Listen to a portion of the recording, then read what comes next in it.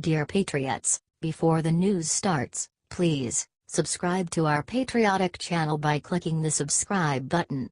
Give us a thumbs up to this video. Don't forget to leave your opinion below in the comments section. Share the news on Facebook and Twitter so you friends see it. Thank you.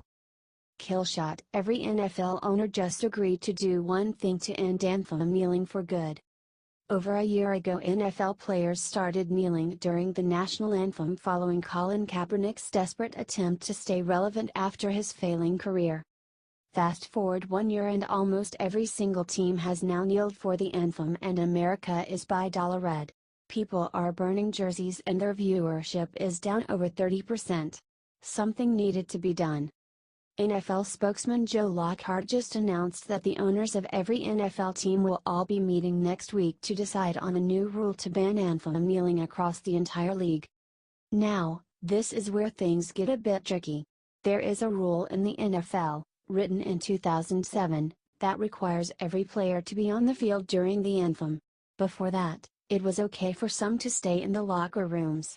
The rule reads: players failure to be on the field by the start of the national anthem may result in discipline, such as fines, suspensions, and/or the forfeiture of draft choices for violations of the above, including first offenses. So, clearly, this is not a simple issue of leaving the kneelers in the locker room. At the same time, our anthem deserves respect and is worth fighting for. Luckily, America has won this fight with the NFL, and proven patriotism and equality beat divisive actions every single time. If you think the NFL needs to ban anthem kneeling, spread this around and let them know it.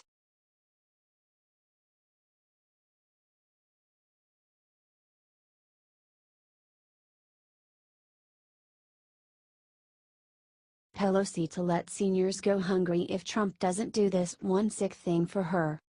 I hope you don't like national parks, tax refunds, or Social Security benefits, because Nancy Pelosi is willing to risk them all to help illegal immigrants. Earlier this week, the minority leader issued a joint statement with Chuck Schumer attacking the president's newly announced immigration agenda. The president's plan outlined the administration's must-haves in order to write DACA into law. Pelosi claimed that Trump can't be serious about compromise or helping the Dreamers with his list of demands. In a subsequent interview with the Washington Post, Pelosi claims that she is willing to shut down the government unless immigration reform happens her way. Some House Democrats are raising the specter of withholding support for must-pass spending legislation later this year in response to President Trump's hardline immigration proposals, Pelosi said. What the White House put forward is a complete non-starter, she added, suggesting that she agrees with these unnamed House Democrats. There's nothing in it to negotiate. And there it is. Nancy Pelosi won't negotiate with the president, even after he gave them an opportunity to save these so-called Dreamers. It's all pretty standard for the Democrats. They don't care about illegal immigrants or legal citizens. They don't even care about the law they're employed to create. After the interview, Pelosi retweeted a post that equated legal status to a piece of paper. So what do Democrats care about? Only themselves. How do you feel about Pelosi's priorities? Comment and share if you don't support her plan to shut down the government. If Pelosi is allowed to do this, Social Security checks will end and senior citizens will go hungry.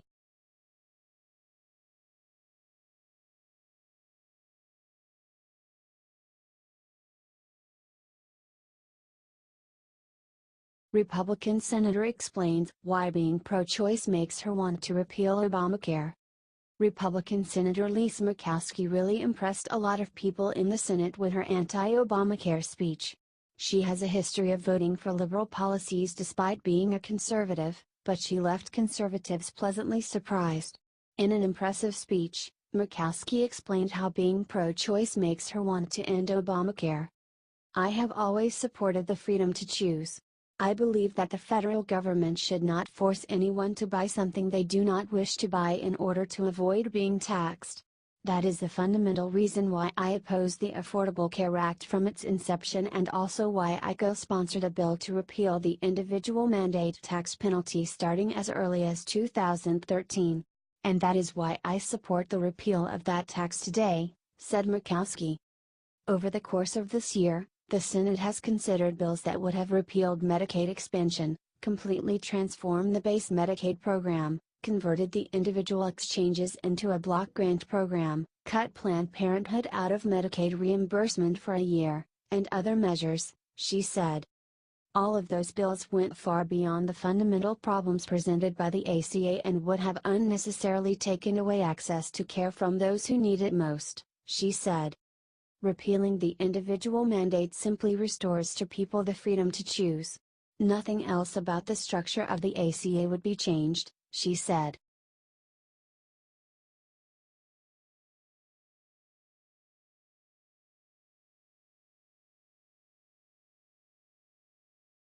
Roger Goodell just broke.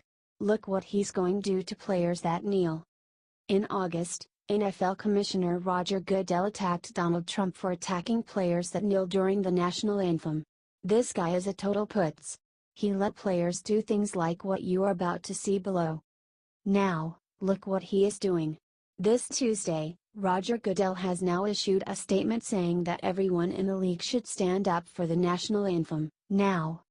According to CNBC, the NFL will be discussing whether they need a rule to make players stand. Goodell released the following statement and said that the league must move past this controversy. Building on many discussions with clubs and players, we have worked to develop a plan that we will review with you at next week's league meeting, Goodell said in a Tuesday memo. This shows that the league thinks that everyone should start standing for the national anthem. Goodell didn't provide details on what that means.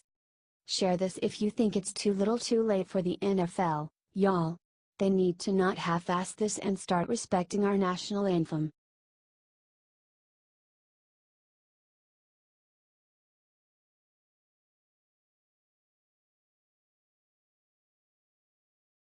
The New York Times connection with Antifa has just leaked. Look what just leaked. Project Veritas has recently released a new video that shows them undercover in the New York Times. In the video, it shows them undercover talking to a NIT editor that admits that he is targeting the Trump brands and family to try and take down Trump. He has not discussed the objective, yet. Dudek says tells undercover Veritas journalists that, "No, I'm not, that's why I'm here." He then adds the following line that should scare the New York Times, "My voice is on. My imprint is in every video we do." Dudek has previously worked for Barack Obama and Hillary Clinton's campaigns. However, it gets much better. The editor then brags about his involvement with Antifa and says that he was asked to join by his alleged godfather, FBI Director James Comey. "I joined that stuff for them, the FBI. I was an asset.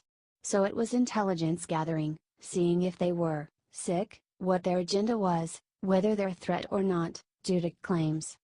According to the NIT Ethical Handbook, Section 107, staff members may not write about people to whom they are related by blood or marriage or with whom they have close personal relationships, or edit material about such people or make news judgments about them. Dudek claims later in the video that he lied, which suits the New York Times. Share this everywhere to expose these lying journalists. This has to get out because the media sure as hell doesn't want to hurt one of their own.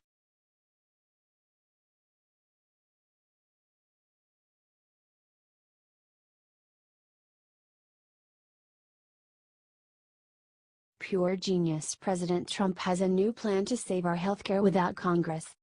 President Donald Trump has been working hard since the day he took office to make sure the disaster of Obamacare doesn't destroy our country. He figured it would be easy with Republicans running the Congress, Supreme Court, and White House. He was wrong.